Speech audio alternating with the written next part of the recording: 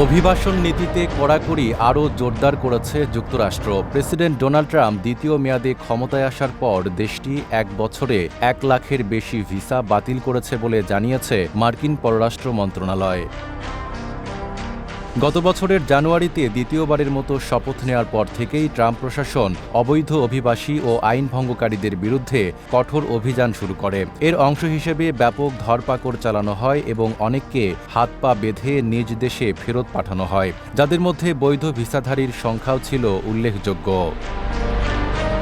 পররাষ্ট্র মন্ত্রণালয়ের এক বিবৃতিতে বলা হয়, এ পর্যন্ত বাতিল হওয়া ভিসার মধ্যে প্রায় ৮,০০০টি স্টুডেন্ট ভিসা রয়েছে। পাশাপাশি অপরাধমূলক কর্মকাণ্ডে জড়িত থাকার অভিযোগে আইন প্রয়োগকারী সংস্থার নজরে আসা ব্যক্তিদের প্রায় ২,৫০০টি বিশেষায়িত ভিসাও বাতিল করা হয়েছে।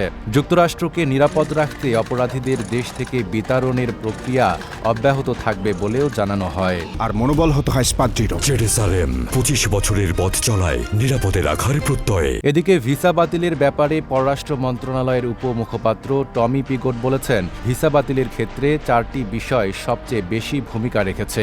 এর মধ্যে রয়েছে ভিসার মেয়াদ শেষ হওয়ার পরও যুক্তরাষ্ট্রে অবস্থান করা, মদ্যপ অবস্থায় গাড়ি চালানো, সহিংসতা এবং চুরি। তিনি জানিয়েছেন, ২০২৪ সালের তুলনায় ২০২৫ সালে ভিসা বাতিলের সংখ্যা বেড়েছে ১৫০%।